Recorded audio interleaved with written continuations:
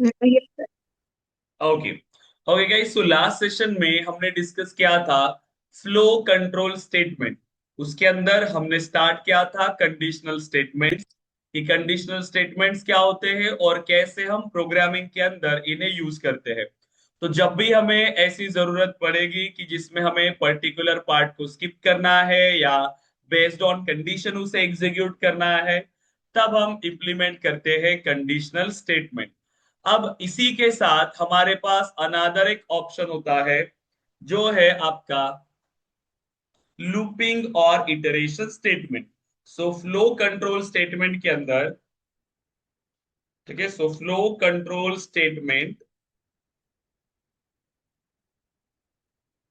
इसके अंदर पहला ऑप्शन जो हमने अभी तक डिस्कस किया था वो था conditional statement. So last session में हमने कंडीशनल स्टेटमेंट के बारे में डिस्कस किया, एंड आज हमें डिस्कस करना है लूपिंग स्टेटमेंट। अब देखो, ये तो आप बहुत रेयरली यूज करोगे looping.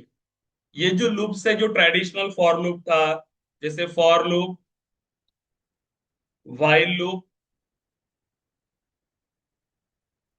And do while loop, अब ये बहुत रेयरली आप इसके अंदर यूज करने वाले हो, बहुत रेयरली। क्योंकि देखो, सेल्सफोर्स में जब भी हम एप्लीकेशंस बनाएंगे, मतलब जो भी फंक्शनैलिटी हम इंप्लीमेंट करेंगे, ज्यादा से ज्यादा हम वो सभी इंप्लीमेंट करते हैं हमारे एक्चुअल डेटा पे। राइट, जो सेल्सफोर्स के अंदर डेटा होता है उसी डेटा पे। तो उसको ट्रैवर्स करने के लिए मेनली हमारे पास होता है एडवांस फॉर लूप। राइट, इसको हम एडवांस फॉर बोलते हैं या फॉर ईच लूप भी बोलते हैं।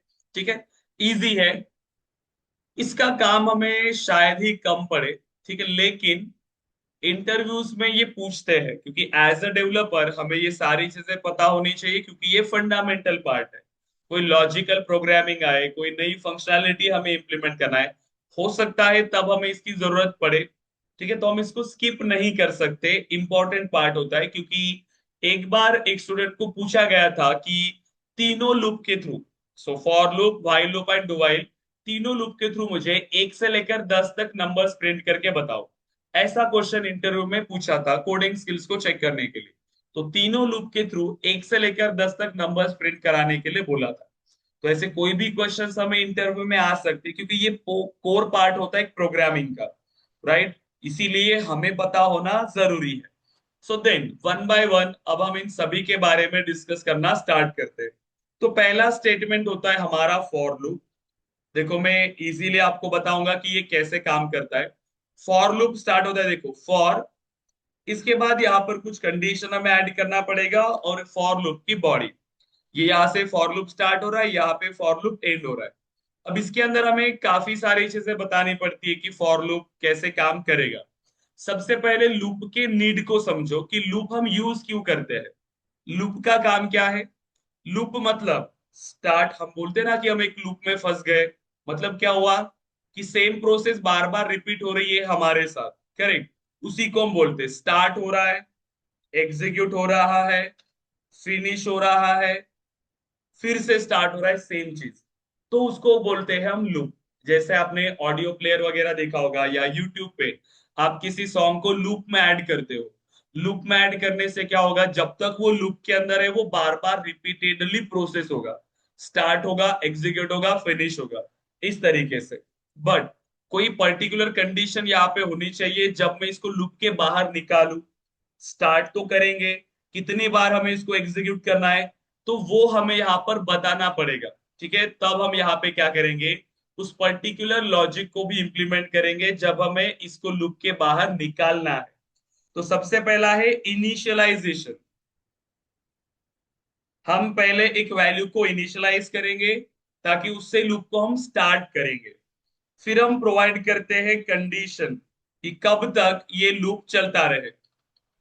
ठीक है, कब तक ये लूप चलेगा, तो उसके लिए हम प्रोवाइड करेंगे कंडीशन। फिर जो वैल्यू हमने इनिशियलाइज किया उसको इंक्रीज करते जाएंगे, सो इंक्रीमेंट और डिक्रीमेंट, दोनों में से कोई भी आप यूज कर सकते हो बेस्ड ऑन रिक्वायरमेंट, कि इंक्रीमेंट करना है या डिक्रीमेंट करना है, तब ये यहाँ पर प्रॉपरली वर्क करेगा। अब इसको समझो, मेरे पास ऐसी काफी सारी रिक्वायरमेंट आ सकती है कि किसी पर्टिकुलर लॉजिक को मुझे बार बार एग्जीक्यूट करना है, या फिर मुझे मेरा ही नाम 10 बार प्रिंट करना है एक स्पेसिफिक टाइम के लिए, कि कितनी बार चलाना है, कितनी बार एग्जीक्यूट करना है, ये मैं लूप के अंदर बता सकता हूँ। ठीक है, लूप के अंदर आप इसको बता सकते हो। तो ये काम होता है फॉर लूप के थ्रू। फॉर लूप आप तभी यूज करते हो जब आपको एग्जैक्ट पता है कि मुझे कितनी बार चलाना है। इसका सिंटैक्स इजी है। फॉर लूप का काम बाकी लूप में भी हो सकता है, ऐसा कोई दिक्कत नहीं है, क्योंकि बाकी के लूप में भी आप इनिशियलाइजेशन, कंडीशन, इंक्रीमेंट और डिक्रीमेंट कर सकते हो। ठीक है, लेकिन इसको बेसिक लूप माना जाता है क्योंकि इसका यूआई पार्ट एकदम सिंपल है।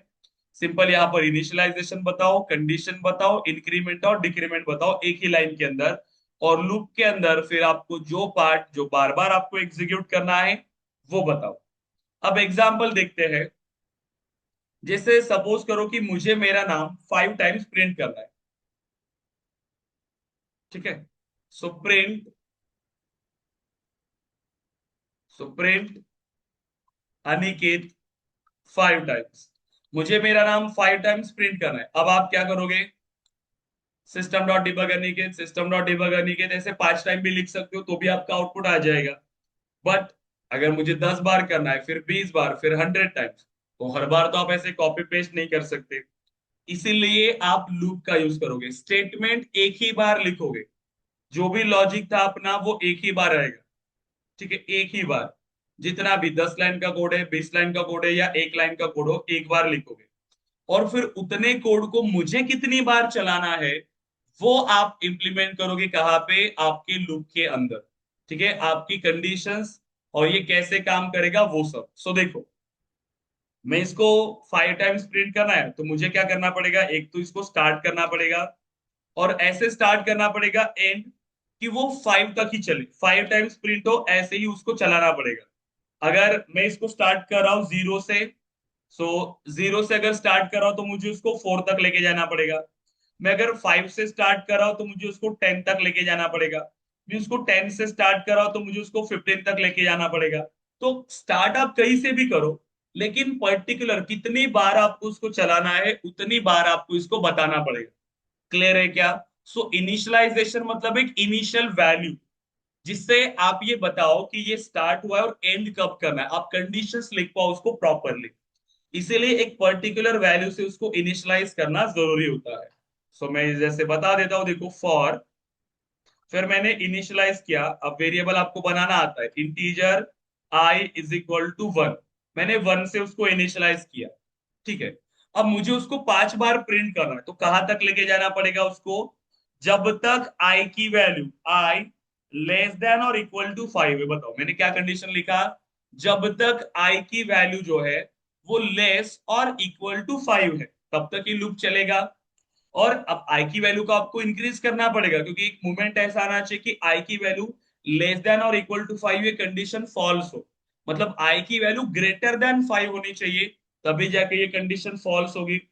इसीलिए मुझे आई की वैल्यू को इंक्रीज करना है।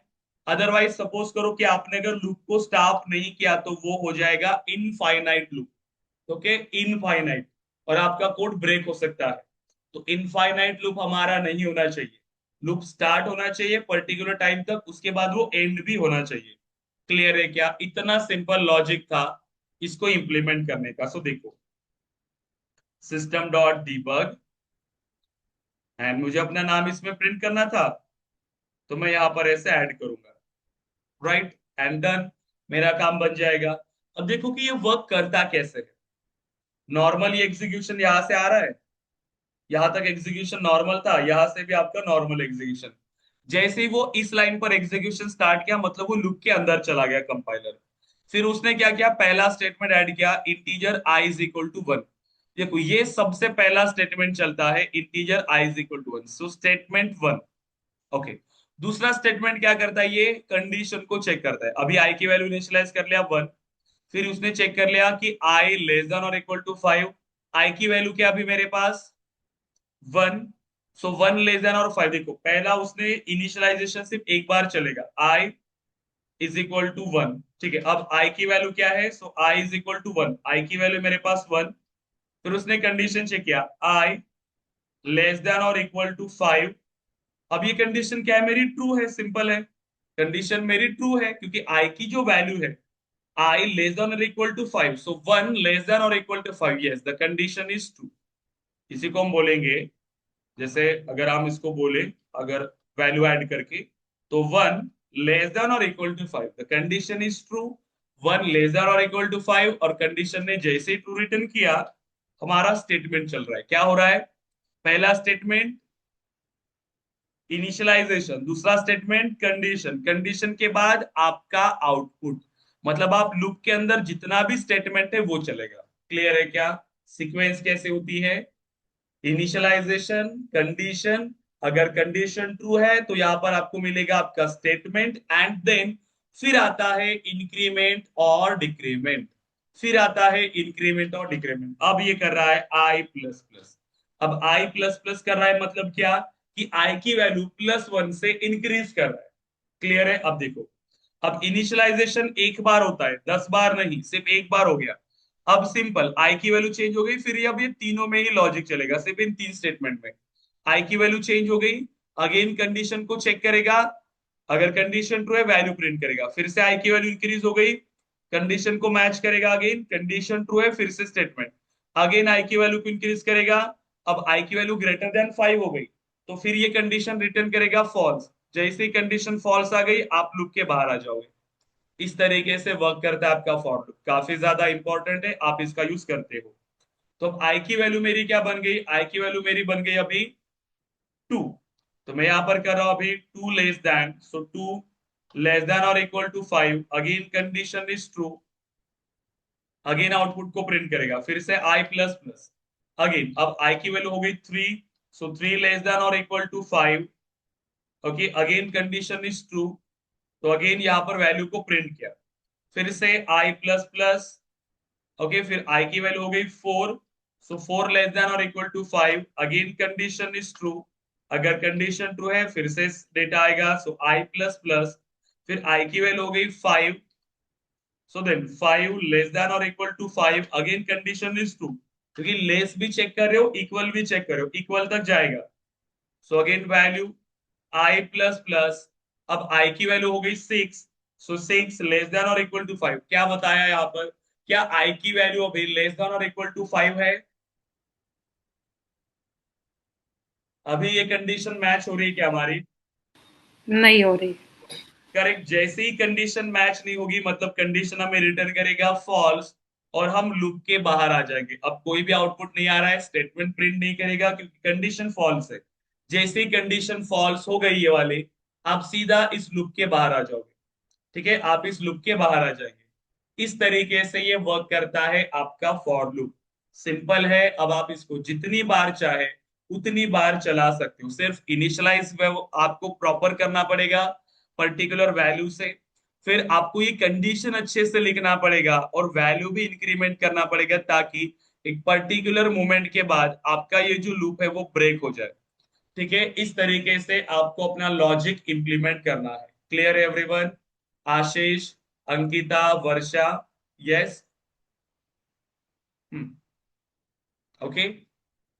अब अगर आप मुझे बताओ कि ये कैसे काम कर रहा है, सो बताओ। मुझे अपने नाम को 10 बार प्रिंट करना है, सो डेवलपर कंसोल ये 5 ही बार प्रिंट करते हैं, ठीक है।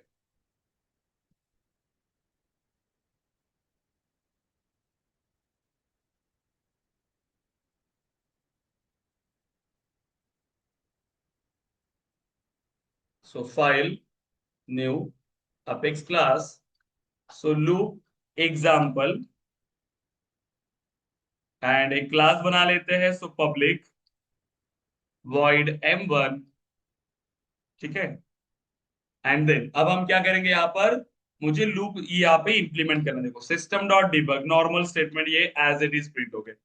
System dot debug, so for loop example, ये एज इट इज प्रिंट होगा क्योंकि ये नॉर्मल स्टेटमेंट है अपना, राइट।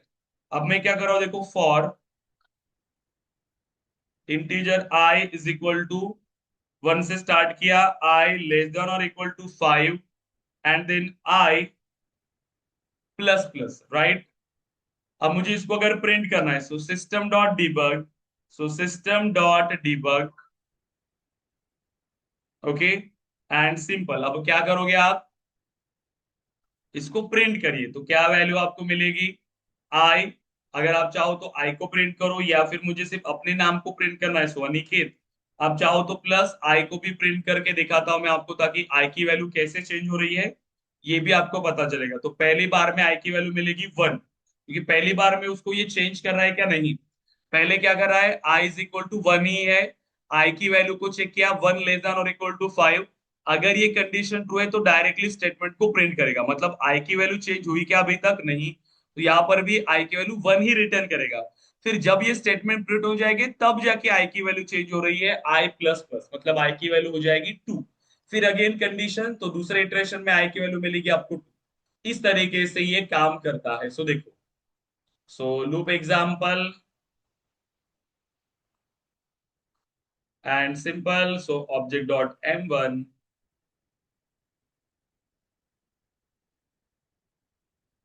And execute.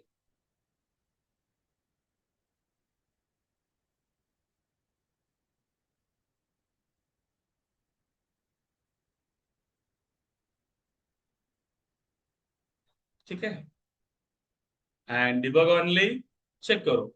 सो अनिकेत 1, अनिकेत 2, अनिकेत 3, अनिकेत 4, अनिकेत 5, जब तक वो 5 तक गया प्रॉपरली प्रिंट किया।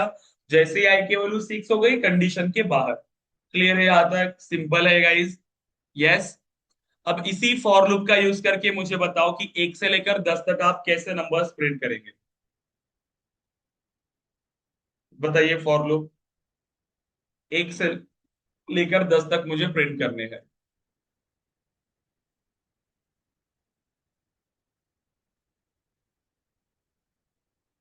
गाइज 1 से लेकर 10 तक मुझे नंबर्स प्रिंट करने हैं सिर्फ। तो लूप कहां से स्टार्ट करोगे, 1 से लेकर 10 तक चलाना है ना आपको लूप, 10 टाइम्स। तो उसको 1 से स्टार्ट करो, 10 तक लेके जाओ और आई की वैल्यू को ही प्रिंट करो। देखो इतना सिंपल है ये। For integer i is equal to 1 लेते हैं, क्योंकि आई की वैल्यू को प्रिंट करना है मुझे सिंपली। आई लेस देन और इक्वल टू 10, वो एग्जैक्ट 10 तक जाए। और आई की वैल्यू मुझे एक एक से इंक्रीज करनी है। और सिंपल मैं क्या करूंगा, सिस्टम डॉट डिबग, आई को प्रिंट कर लेंगे। So I is equal to, so I is equal to, so I is equal to plus I. Directly I को प्रिंट कर दो, या अगर आप चाहो तो आई को, आई इज इक्वल टू भी लिखने की जरूरत नहीं, डायरेक्टली आई को ही प्रिंट कर दो। सिंपल काम है यहाँ पे। ठीक है, क्या दिक्कत दिया इसने, system dot debug save. Right, देखो इतना इजी है ये काम। So execute highlighted, then debug only and check करो 1 से लेकर 10 तक आ गया। सिंपल है गाइस। यस बताइए, सिंपल है for loop. Yes everyone. Hello guys, मेरी आवाज आ रही है ना आपको? हाँ, yes sir. Okay, please response करते रहिए। ठीक है, अब जैसे आपने इंप्लीमेंट किया इसे, अब सेकेंड ऑप्शन है, जब आपको अगर कोई अनादर लूप का यूज करना है, तो दूसरे लूप है मेरे पास व्हाइल एंड डू व्हाइल। अब इसके बारे में समझो अच्छे से, while and do while loop. ठीक है, while loop and do while loop. अब इसको अच्छे से समझो कि ये व्हाइल लूप कैसे काम करता है या डू व्हाइल लूप कैसे काम करता है, इसके बारे में अभी हमें अच्छे से समझना है। ठीक है, सो सिंपली अब अगर मुझे इसे इंप्लीमेंट करना है, सो व्हाइल लूप का सिंटैक्स देखो कैसे काम कर रहा है। व्हाइल, फिर यहां पे आप ऐड करते हो condition, loop start and loop and. और यहाँ पर होता है हमारा एक्चुअल हमारा कोड और हमारे स्टेटमेंट्स। देखो, ना मैंने कोई इनिशियलाइजेशन लिखा, ना मैंने कोई इंक्रीमेंट और डिक्रीमेंट लिखा। ठीक है, नॉर्मल स्टेटमेंट है। देखो, व्हाइल आप कब यूज करते हो, जब हमें एग्जैक्ट नहीं पता होता कि आउटपुट कब आने वाला है। व्हाइल का काम वही है। फॉर लूप का काम जो है वो व्हाइल लूप में हो सकता है, लेकिन व्हाइल का काम फॉर में नहीं हो सकता। ठीक है, क्यों? क्योंकि देखो, फॉर लूप के अंदर तीनों स्टेटमेंट मैंडेटरी है। अगर आपने नहीं दिया तो वो फॉर लूप का सिंटैक्स इनकम्प्लीट है, वो चलेगा ही नहीं। तो स्टार्टिंग में बताना पड़ेगा कि इस लूप को कहाँ तक चलाना है। लेकिन व्हाइल में मुझे ये नहीं भी बताया मैंने तो भी चलेगा। सिंपल मैं कंडीशन ऐड करूंगा तो भी ये वर्क करेगा। जैसे मैं अगर ऐड कर रहा हूं, सो व्हाइल कोई नंबर है, नम नॉट इक्वल टू 0, जैसे मुझे फैक्टोरियल्स वगैरह निकालने हैं, तब मैं इसका यूज कर सकता हूं। जब तक नम की वैल्यू जीरो नहीं हो जाती तब तक मैं इस लॉजिक को चलाता रहूंगा, जब तक मेरे पास टाइम रिमेनिंग है तब तक मैं इस कोड को एग्जीक्यूट करता रहूंगा। मतलब एग्जैक्ट नहीं पता कि कितनी बार ये फॉर लूप चलेगा, कितनी बार चल रहा है मुझे नहीं पता। जब तक ये कंडीशन ट्रू है तब तक चलेगा, जैसे कंडीशन फॉल्स हो गई हम लूप के बाहर आ गए। बट एग्जैक्ट हम ये यहाँ पे नहीं बता रहे हैं कि मेरा जो लूप है ये कितनी बार एग्जीक्यूट हो रहा है। ऐसी केसेस में आप यूज करते हो व्हाइल लूप। ओके, देन अब इसके साथ जो काम आपका व्हाइल में हो रहा है, ठीक है, जो काम आपका व्हाइल में हो रहा है वो आप फॉर लूप में नहीं कर सकते, मतलब आपके फॉर लूप में ये पॉसिबल नहीं है। ठीक है, लेकिन जो काम आपके फॉर लूप में है वो काम आपका यहाँ पे हो सकता है, क्योंकि आप चाहो तो यहाँ पर इनिशियलाइजेशन, कंडीशन, इंक्रीमेंट और डिक्रीमेंट सब कुछ आप यहाँ पर ऐड करा सकते हो। कैसे, देखो, ये तो एक सिनारियो हो गया कि बिना इनिशियलाइजेशन के, लेकिन अगर आप चाहते हो, मुझे इतना पता है कि ये जो इनिशियलाइजेशन था वो एक ही बार चलता है वैसे भी स्टेटमेंट, तो एक ही बार चलाना है तो लूप के बाहर लिख लो इसको, integer i is equal to zero लिख लिया मैंने लूप के बाहर, एक ही बार चल रहा है। फिर मुझे यहाँ पर कंडीशन चाहिए तो वो कंडीशन ऐड कर लो, आई लेस देन और इक्वल टू 10, कंडीशन हो गई। फिर उसके बाद कंडीशन चेक करने के बाद क्या होना चाहिए, मेरा statement. So system dot debug, ठीक है, system dot debug, so I is equal to plus I, तो ये प्रिंट हो गया। देन अब मुझे पता है कि कोड एग्जीक्यूट होने के बाद क्या चाहिए, इंक्रीमेंट और डिक्रीमेंट, तो सबसे लास्ट में ऐड कर लो इंक्रीमेंट और डिक्रीमेंट, हो गया सेम काम। जो काम हमारा फॉर लूप में हो रहा था वही काम अब यहाँ पे भी हो रहा है व्हाइल के अंदर। लेकिन जो काम व्हाइल में हो सकता है वो फॉर में नहीं हो सकता, क्योंकि इसमें कंपलसरी नहीं है कि आपको ये सब ऐड करना ही है, राइट, लेकिन व्हाइल में ये जरूरी है। क्लियर है क्या गाइस यहाँ तक? यस, ये क्लियर है व्हाइल लूप। सो व्हाइल से भी कैसे आप एक से लेकर 10 तक नंबर्स को प्रिंट करा सकते हैं, ये उसका लॉजिक है। एक से स्टार्ट करो, 1 से, तब ये प्रिंट करके देगा। क्लियर है क्या यहाँ तक व्हाइल लूप? यस। तो यस सर। यस। अब अनदर जो हमारे पास लूप है वो है do while loop. Okay, so do while loop, अब इसके बारे में समझो कि ये डू व्हाइल लूप कैसे काम करता है। सबसे पहले व्हाइल और डू व्हाइल में भी आपको डिफरेंसेस पूछते हैं, अभी के लिए तो उतना नहीं पूछते सेल्सफोर्स डेवलपमेंट के रोल के लिए। जब आप एक बेसिक लैंग्वेज का इंटरव्यू देते हो तब ज्यादातर इसमें फोकस होता है, सेल्सफोर्स पे नहीं। सेल्सफोर्स में मेनली फोकस होता है डेवलपमेंट पे। इसमें अगर अपेक्स प्रोग्रामिंग में पूछेंगे तो कलेक्शंस, ठीक है, देन कुछ कीवर्ड्स के बारे में पूछेंगे, बेसिक आपको आइडिया है या नहीं इसी के लिए, राइट। तो क्योंकि आप एक सेल्सफोर्स डेवलपर हो तो ये कंसिडर किया जाता है कि ये सब का नॉलेज आपको ऑलरेडी है, ठीक है। सो देन अब डू व्हाइल में पहला स्टेटमेंट हमारा चलता है डू, ठीक है, पहला जो स्टेटमेंट हमारा चलता है डू स्टेटमेंट। डू स्टेटमेंट के अंदर ही हम यहाँ पे इंप्लीमेंट करते हैं हमारा कोड, तो हमारा लॉजिक होता है डू पार्ट के अंदर। तो डू के अंदर हम ऐड करते हैं हमारे स्टेटमेंट, ठीक है, डू के अंदर हमने ऐड किया स्टेटमेंट एंड बाद में फिर हमने चेक किया कंडीशन, सो व्हाइल, और यहाँ पे है हमारी ये कंडीशन, यहाँ पे हमने कंडीशन ऐड किया। सो व्हाइल एंड डू व्हाइल में इतना ही डिफरेंस है, देखो व्हाइल एंड डू व्हाइल में इतना ही डिफरेंस है। व्हाइल में अगर मेरी पहली ही कंडीशन फॉल्स हो गई, पहली ही कंडीशन, एग्जांपल के लिए अगर मैंने ये यहाँ पर लॉजिक लिखा है, so while n not equal to zero, अगर वो नॉट इक्वल टू जीरो है, ठीक है, तब ये स्टेटमेंट को आप प्रिंट करो। जब तक एन की value not equal to zero है तब तक आप इस स्टेटमेंट को प्रिंट करो। अगर ये कंडीशन ट्रू होती है तब तक यहां पर ये काम करेगा, जैसे कि मैं ऐड करूंगा सिस्टम डॉट डीबग और इन व्हाइल लूप, ठीक है, इन व्हाइल लूप,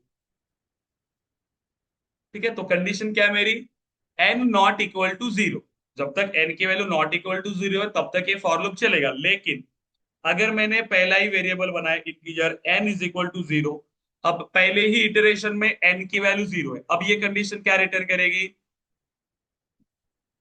क्या रिटर्न करेगी ये condition, n not equal to zero बोल रहे हैं हम लोग, बट एन की वैल्यू ऑलरेडी जीरो है, तो ये कंडीशन क्या रिटर्न करेगी हमें, फॉल्स। ये फॉल्स। सब कंडीशन फॉल्स।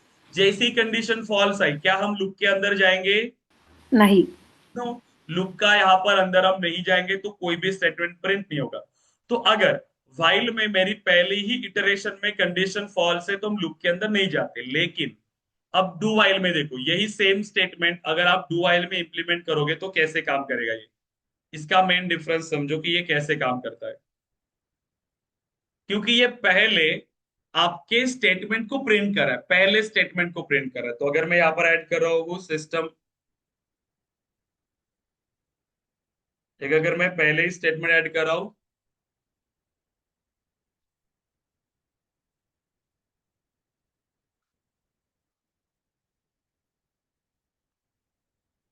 तो सिस्टम डॉट डिबग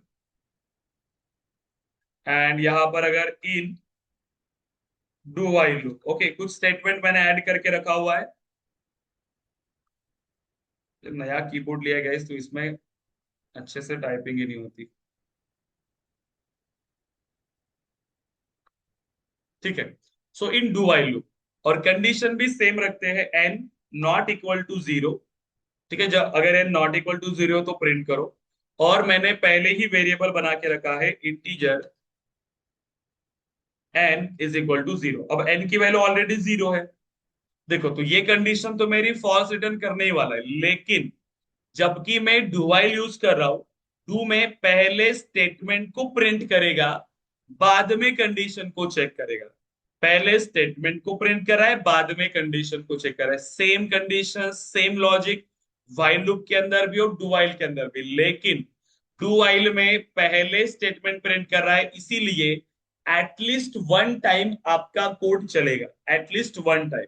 तो चाहे आपकी इनिशियली कंडीशन फॉल्स हो, उसके बाद भी ये यहाँ पर लूप चलेगा। एग्जाम्पल के लिए जैसे आपका सब्सक्रिप्शन होता है, ठीक है, तो सब्सक्रिप्शन में जैसे मुझे पहली बार में ये आपको ट्रायल देना है, तो ट्रायल में यहाँ पर ऐड कर सकता हूँ। जैसे कि जब तक सब्सक्रिप्शन एक्टिव है, जैसे कि मैं यहाँ पर लिख सकता हूँ सो इंटीजर या boolean, so boolean is subscribed,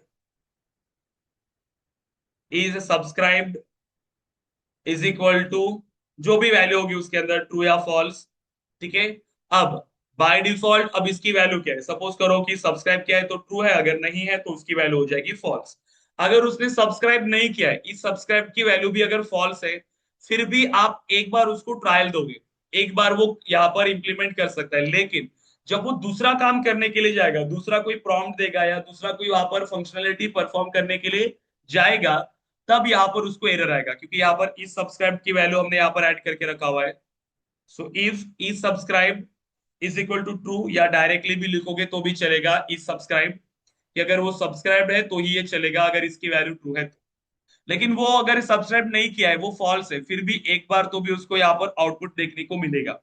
but वही काम अगर आपने व्हाइल में किया, व्हाइल में तो अगर आपने सब्सक्राइब नहीं किया तो आप कुछ भी नहीं कर सकते, आप इस लूप के अंदर ही नहीं जा रहे तो कोई भी फंक्शनैलिटी आप परफॉर्म नहीं कर सकते।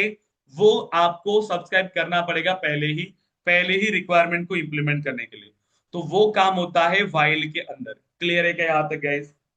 So for loop, while loop and do while loop, तो तीनों लूप के बारे में हमने यहाँ पे डिस्कस किया। अब तीनों के थ्रू आप चाहो तो यहाँ पे कैसे आप नंबर्स को प्रिंट करते हैं मैं आपको बता देता हूँ, ताकि इंटरव्यू में अगर आपको पूछा तो आपको आना चाहिए। तो ये हो गया for loop. So again system dot debug, so system dot debug, so यहाँ पर ऐड करते हैं व्हाइल लूप। ठीक है, सो व्हाइल लूप। अब चेक करो कि व्हाइल लूप के थ्रू कैसे करोगे। तो इंटीजर मुझे चाहिए होगा, आई हमने ऑलरेडी यूज किया हुआ है तो कोई दूसरा लूप यूज करते हैं, variable p is equal to one and then while same condition p not equal to ten. जब तक p not equal to ten है तब तक इसको चलाओ। So system dot debug, so p is equal to directly p को print कर सकते हो या p is equal to plus p। ठीक है, और इंक्रीमेंट करना पड़ेगा अदरवाइज वो कभी फॉल्स ही नहीं होगा। सो p प्लस प्लस, सो p की वैल्यू चेंज, ये भी प्रिंट करेगा। देन उसके बाद मुझे प्रिंट करना है डू व्हाइल के थ्रू, तो system dot debug, so do while. Okay, so do while में देखो अब यहाँ पे भी एक वेरिएबल ले लेते हैं। So integer D is equal to one, one से स्टार्ट किया, देन डू। अब डू के अंदर ऐड करो statement, so system dot debug, so D is equal to plus D. ठीक है, एंड फिर आप चेक करोगे condition, so while, so do and while, while. अब कंडीशन ऐड करो, कंडीशन क्या है मेरी, सो डी लेस देन और इक्वल टू 10, जब तक डी की वैल्यू लेस देन और इक्वल टू 10 है तब तक ही चलेगा। सेम काम फॉर लूप के थ्रू भी कर रहे हो, वाइल लूप के थ्रू भी और डू वाइल के थ्रू भी, ताकि अगर इंटरव्यू में आपको ये पता चले उसका सिंटैक्स क्या है और ये कैसे काम करता है। सो देखो, एग्जीक्यूट हाईलाइटेड, यहाँ पर एक गलती हो गया, देखो डू वाइल में ये अब चला गया इसमें इनफाइनाइट लूप में। देखो कि यहाँ पर हमने इंक्रीमेंट किया क्या, तो आई की डी की वैल्यू कभी चेंज हो रही है क्या, डी की वैल्यू हमेशा लेस देन और इक्वल टू 10 है, ऑलवेज लेस देन और इक्वल टू 10। तो और ये कभी चेंज हो ही नहीं रहा है, तो ये चला गया इनफाइनाइट लूप में। हमें क्या करना पड़ा, हमें इसमें वैल्यू को चेंज करना चाहिए था, डी प्लस प्लस करना चाहिए। देखो ट्राई करेगा ये एग्जीक्यूट होने के लिए, और जैसे ही ये फिर एक मोमेंट पे आएगा और ये बाहर आ जाएगा। देखो क्या बोल रहा है, limit exception, apex CPU time limit exception. तो टाइम लिमिट एक्सेप्शन है, कितनी बार ये काम करेगा बेचारा, कब तक ये एग्जीक्यूट करता रहेगा। सो यहाँ पर हमें इसको कहीं ना मोमेंट पे एक बार स्टॉप करना जरूरी है। ठीक है, इनफाइनाइट लूप ट्राई करो कि वो आप अवॉइड करो।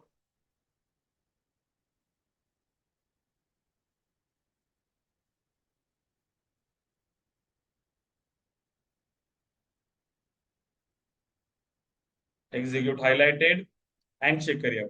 सो ये तो पहले नाम प्रिंट किया था, फिर फॉर लूप के थ्रू एक से लेकर 10, वाइल लूप के थ्रू एक से लेकर 10, एंड डिवाइल लूप के थ्रू भी एक से लेकर 10। तो इस तरीके से हम इन आउटपुट को इंप्लीमेंट करते हैं। बेसिक है, अच्छे से आपको इंप्लीमेंट करना है। कुछ होमवर्क है जो अगेन आपको ट्राई करना है। ओके, कल का मुझे बताइए, इवन ऑड चेक किया आप सभी ने, even number odd number? Yes. हाँ, यस। क्या लॉजिक इंप्लीमेंट किया इवन नंबर और ऑड नंबर को चेक करने के लिए? 1 second.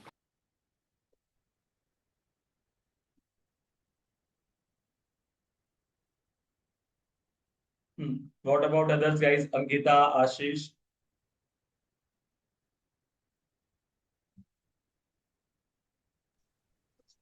यस, आशीष किया है या नहीं? सर मैं कर नहीं पाया सर, कल मेरा सिस्टम खराब हो गया था, वो रिपेयर के लिए दिया हुआ है। मैंने फोन से ही प्लीज अभी दिया रिन्यू कर लो अच्छे से, ठीक है, सब लोग सेटअप यस कर लो, क्योंकि अभी मंडे से आपके एडमिन के सेशन स्टार्ट होंगे। टोटल 80 सेशंस होते हैं गाइस, मैं आपको अभी बता रहा हूँ। मिनिमम अगर हम 3 महीने में, 4 महीने में ट्रेनिंग अगर हम कंप्लीट करने के लिए ट्राई करें, तो भी हमारे 80 सेशंस होने चाहिए, 80 सेशंस। उसमें एडमिन पार्ट आ गया, उसमें अपेक्स प्रोग्रामिंग आ गया, डेवलपमेंट आ गया, उसके बाद यहाँ पर ऐप बिल्डर आ गया, उसमें फ्लोज भी आ गया, डेवलपमेंट के अंदर ही फ्लोज, ऐप बिल्डर, देन ओरा, LWC। फिर हम इंप्लीमेंट करेंगे integration and deployment. So integration and deployment, ठीक है, इंटीग्रेशन एंड डिप्लॉयमेंट, एंड कुछ एआई रिलेटेड सेशंस मैं आपको प्रोवाइड कर रहा हूँ। ठीक है, सो एआई इन सेल्स फोर्स, जस्ट ओवर ही होगा, बहुत ज्यादा नहीं।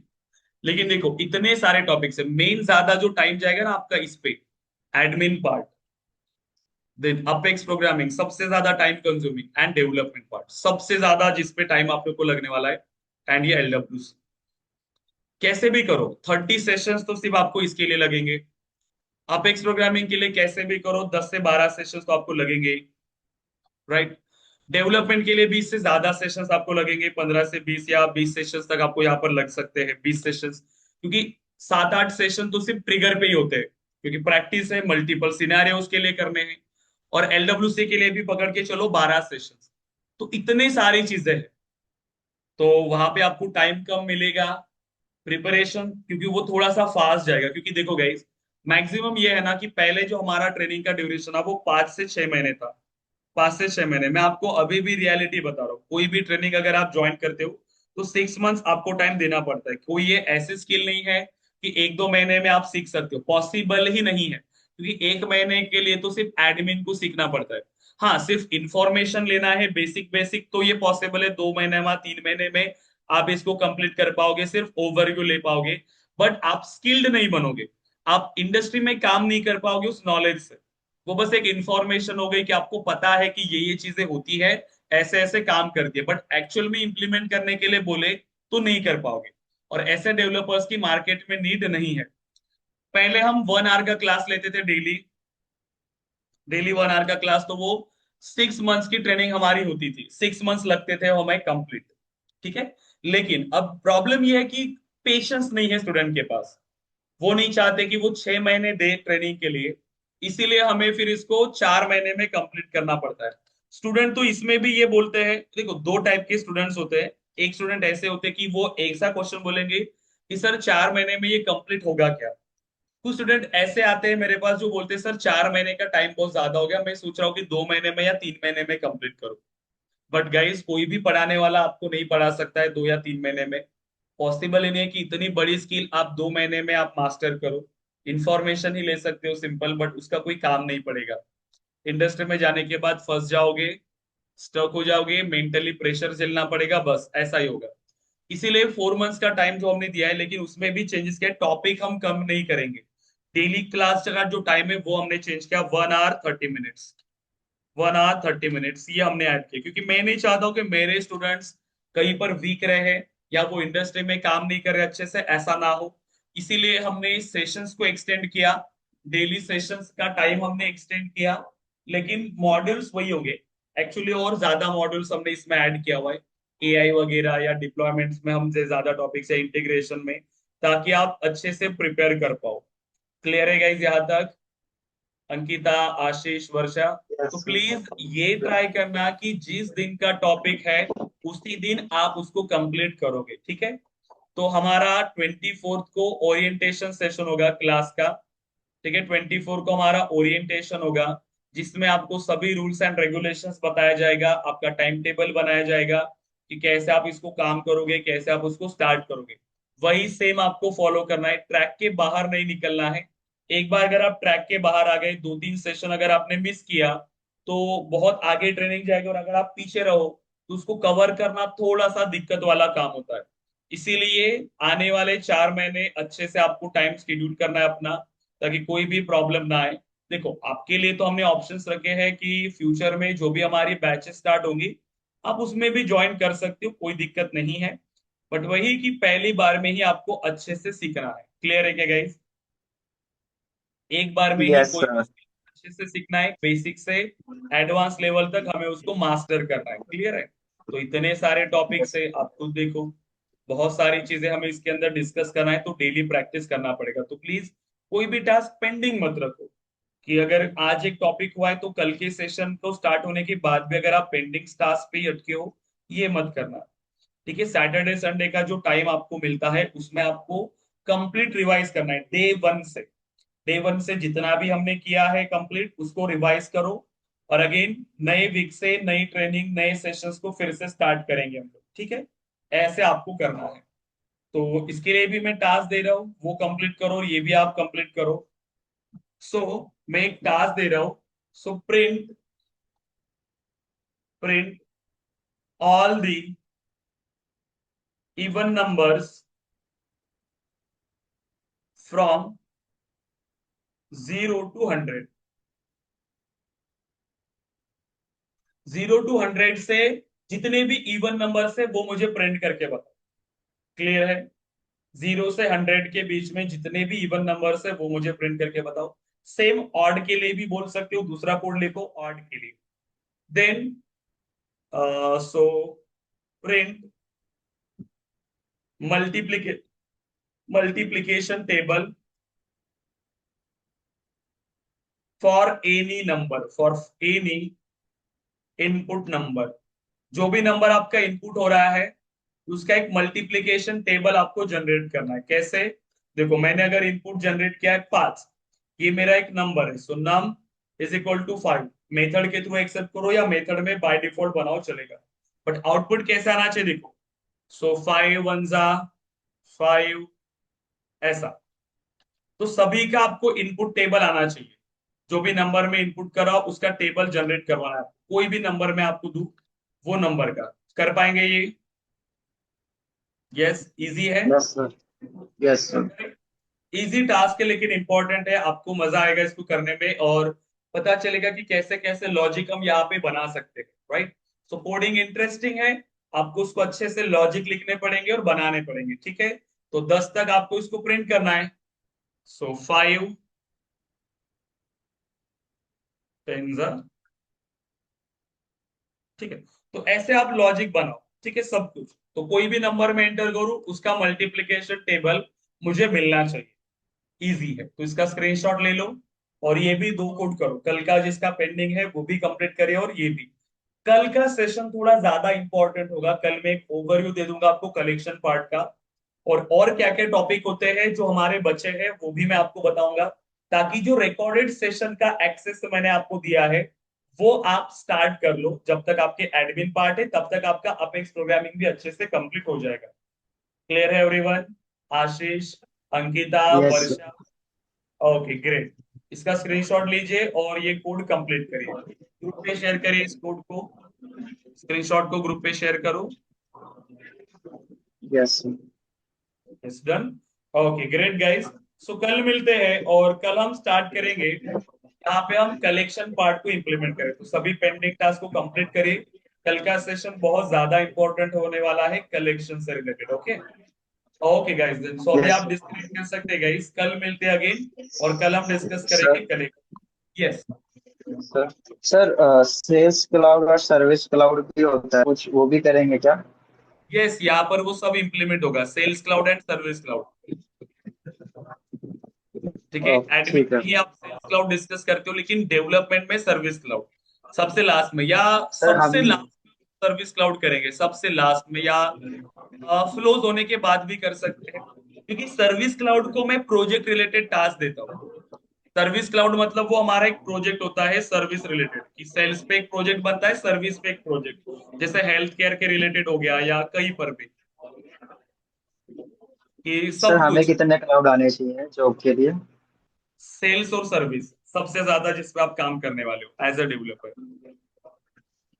ओ ठीक है बाकी सर। फिर बेस्ड ऑन प्रोजेक्ट हमें अलग अलग सीखना पड़ता है, लेकिन कॉमन जो है सेल्स एंड सर्विस। फिर कोई स्पेसिफिक होते हैं बट वो स्पेसिफिक है, उसका नॉलेज तो होना ही चाहिए। जब आप आगे प्रोजेक्ट पे काम करने जाओगे आपके प्रोजेक्ट पे बेस पे बैंकिंग रिलेटेड है तो बैंकिंग रिलेटेड कुछ, फाइनेंस रिलेटेड या डेटा रिलेटेड कुछ क्लाउड है, वो आपको सीखने पड़ते हैं। बट जो रियल है जिसमें मैक्सिमम प्रोजेक्ट पे आप काम कर रहे हो वो है सेल्स एंड सर्विस। ठीक है, ये आपको आने चाहिए। तो कंप्लीट केस आने से, केस असाइन होने से केस को क्लोज होने तक सभी फंक्शनैलिटी हम इंप्लीमेंट करेंगे सर्विस क्लाउड में। उसमें हम इंप्लीमेंट करेंगे लाइव चैट का ऑप्शन, वेबसाइट से रिस्पॉन्स कैसे लाना है, ईमेल से कैसे केसेस क्रिएट होंगे हमारे सेल्स में, ओमनी चैनल आप कैसे कॉन्फ़िगर करोगे, एंटाइटलमेंट एंड माइलस्टोन आप कैसे वहां पर ऐड करोगे, सब कुछ, सभी फंक्शनैलिटी हमारे यहाँ पे कंप्लीट होगी। क्लियर है? Yes. Yes sir. Yes sir. Okay guys, so कल मिलते हैं और कल हम स्टार्ट करेंगे हमारे collection part. Okay guys, then so अभी आप डिस्कनेक्ट कर सकते हैं guys. Thank you yes. Thank you sir. Thank you. Guys, thank you.